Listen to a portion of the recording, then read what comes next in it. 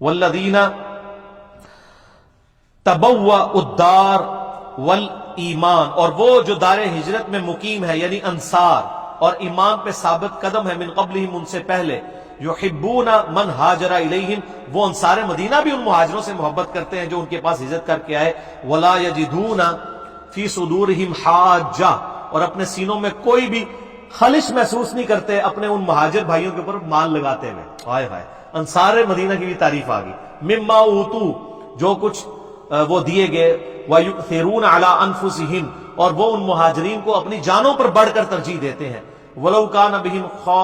خَصَاصَةٌ، اگرچہ وہ خود شدید حاجت میں ہوتے ہیں، یعنی انصار مدینہ شدید حاجت میں ہونے کے باوجود اپنی جانوں پر، یار یہ کون کر سکتا ہے؟ اسی کانٹیکس میں ایک بخاری میں حدیث ہے، نبی علیہ السلام کے پاس ایک غریب مہاجر آیا، بھوکا، اب آپ علیہ السلام کے گھر بھی فاقہ، آپ نے کہا کہ کون ہے جو اس کو کھانا کھلائے؟ ہائے ہائے، ایک انصاری کھڑا ہوا، یا رسول اللہ میں کھانا کھلاؤں۔ حضرت ابو طلحہ جن کی بیوی ام سلیم تھی، اور ام سلیم نے انس ابن مالک کو حضور کے پاس چھوڑا تھا کہ یہ بچہ رکھے میرا، آپ کی خدمت کیا جائے گا، 10 سال تک وضو کرواتے رہے۔ تو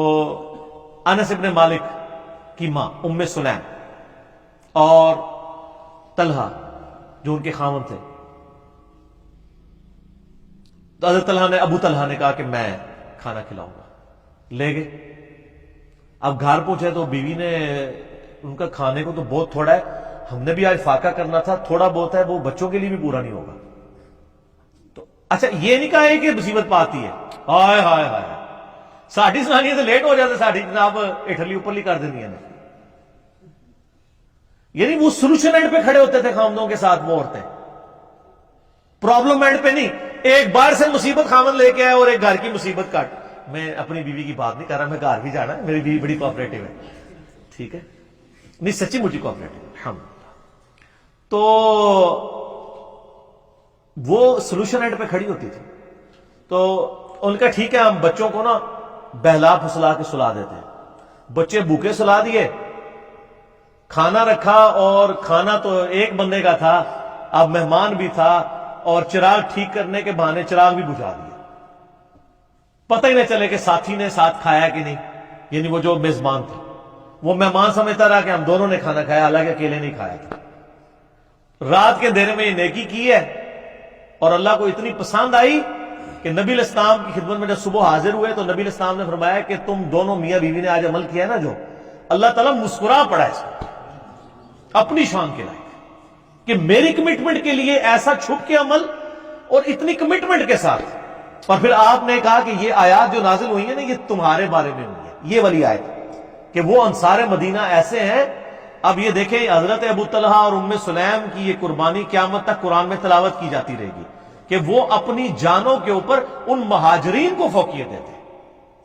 اور اللہ نے پھر آگے ایک یونیورسل ٹروتھ بتا دیا، وَمَن يُوقَ شُحَّ نَفْسِهِ، جو کوئی اپنے نفس کے لالچ سے بچا لیا گیا، فَأُولَٰئِكَ هُمُ الْمُفْلِحُونَ، ایسے لوگ ہی پھر فلاح پائیں گے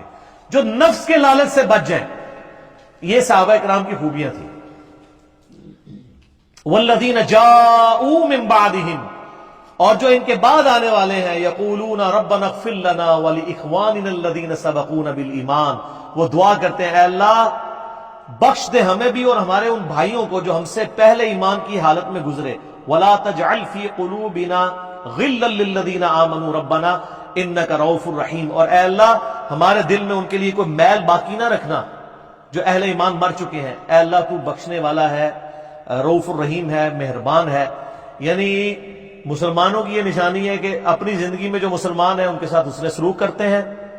اور جو آنے والے مسلمان ایسے پھر حسن سلوک کرنے والے مسلمانوں کے لیے دعائیں کریں گے نا۔